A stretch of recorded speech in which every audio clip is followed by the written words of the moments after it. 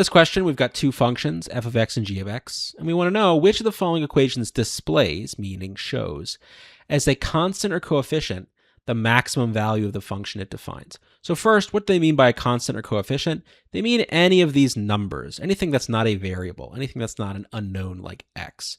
These are all constants or coefficients. And so in order for 1 or 2 to be correct here, one of these constants has got to be the maximum value of the function that it is a part of. So let's say, for example, we find in Roman numeral 1 that the maximum value is 18. Well, then 1 would work because I see 18 in it.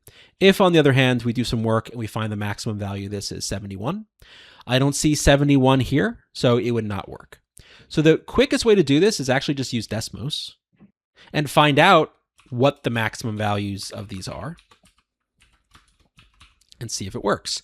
So we look, and now notice it says we are finding the maximum value of the function it defines where x is greater than or equal to 0. So I'm only going to look at the right half of the curve. I'm going to ignore everything that's negative. So let's just kind of block this out here. So we'll zoom out a little bit more. Notice this function, choice 1, or Roman numeral 1, just explodes to infinity. This has no finite maximum value at all, right? So it just keeps going up and up and up and up forever. There's no tip-top maximum value. There's a minimum, right, where it hits the y-axis. If I can zoom in, there we go, 0, 59. 59 would be the minimum value of this function, assuming x is greater than or equal to 0. But we don't have a maximum. So therefore, I can get rid of 1 immediately. It doesn't even have a maximum to see if any of these numbers would represent that maximum. So A and C are out.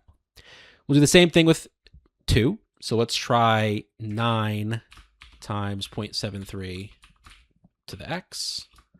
And again, we're just going to look at the function from the y-axis and over to the right. So this does have a maximum. It has a maximum at this point 0, 9, because everything to the right, everything as x goes, as x gets larger, we see the value of the function is decreasing.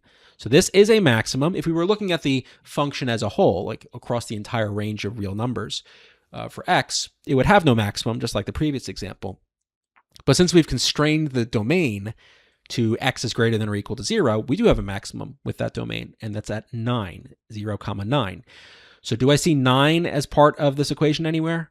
Of course I do, right here. So this does pass the test. This does display as a coefficient this value of the maximum, the maximum value of the function it defines, which is 9. So therefore, we're going to get 2, and that gets us choice B. Now, you also could theoretically reason about this without Desmos.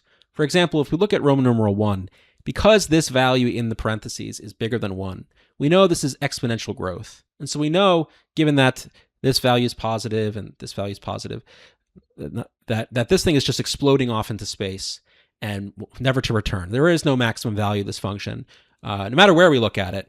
But even if we look at it where x is greater than or equal to 0, it's just shooting off into space. And that's because this is 1.25. So that can be eliminated pretty much out of hand.